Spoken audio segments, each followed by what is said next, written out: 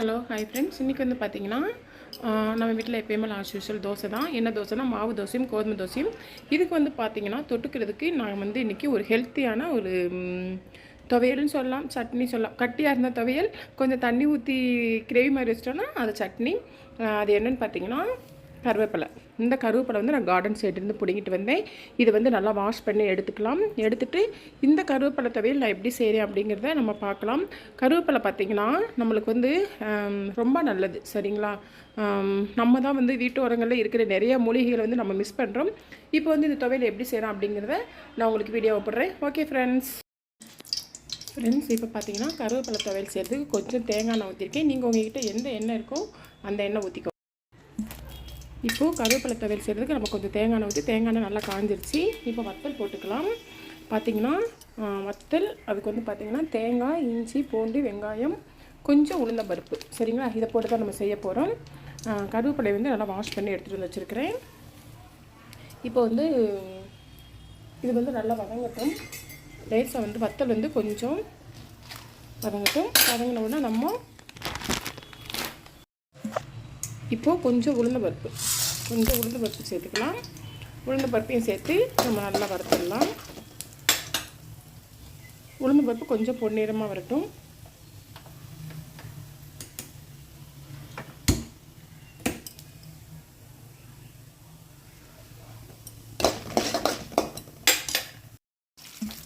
இப்போ நல்லா வந்த உடனே நம்ம வந்து பார்த்திங்கன்னா வச்சுருந்தோம் இல்லையா, பூண்டு, வெங்காயம், தேங்காய் எல்லாத்தையுமே போட்டு, இஞ்சி எல்லாத்தையுமே போட்டு நல்லா வதக்கலாம்.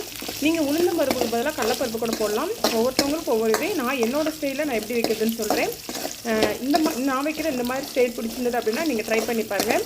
இப்போ வந்து நல்லா வதங்கி வந்துருச்சு. இப்போ வந்து நம்ம வாஷ் பண்ணி நல்லா தொடச்சி வச்சுருக்கிற கருவேப்பிலையுமே நம்ம போட்டுடலாம்.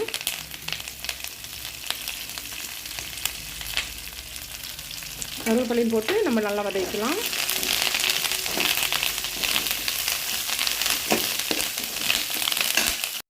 இது வந்து நல்லா வந்து நம்மளுக்கு ரொம்ப வதக்கணுங்கிற அவசியம் இல்லைங்க.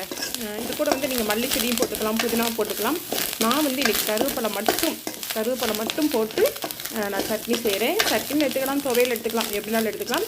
இப்போ பாருங்கள், நம்மளுக்கு இந்த அளவு கொஞ்சம் பசுமை இருக்கிறப்பே வந்து போதும். நம்ம ஸ்டவ்வை ஆஃப் பண்ணிடலாம். ஆஃப் பண்ணிவிட்டு இது நல்லா ஆறட்டும். ஆறினதுக்கப்புறம் அரைச்சி எடுத்து தாளிச்சிட்டோம் அப்படின்னா சூப்பராக இருக்கும். நல்லா ஆறட்டும்.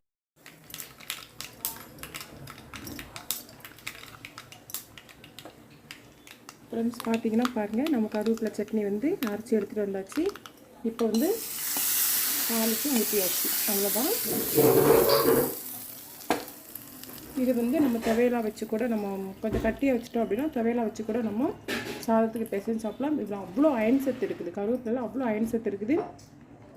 வீக்லி ஒன்ஸ் நானும் செய்யணும்னு நினைப்பேன். ஆனால் எனக்கு அப்படி எப்படியும் டக்குன்னு போய் கார்டன் சைடு போய் கருவேப்பிலை பறிச்சுட்டு வரணுமே அப்படிங்கிறதுக்காண்டி சோம்பேறித்தனப்பட்டுட்டு வேறு சட்னி வச்சுருவேன். வீக்லி ஒன்ஸ் நம்ம இந்த மாதிரி கருவேப்பிலை சட்னி எடுத்துக்கிறது உடம்புக்கு அவ்வளோ நல்லா ஹெல்த்தி ஃப்ரெண்ட்ஸ். நான் என்னோட முறையில் நான் எப்படி செய்வேன் அப்படிங்கிறத நான் உங்கள்கிட்ட ஷேர் பண்ணிக்கிறேன். நீங்கள் எப்படி செய்வீங்க அப்படிங்கிறத கமெண்ட்டில் சொல்லுங்கள். Okay friends, okay, by.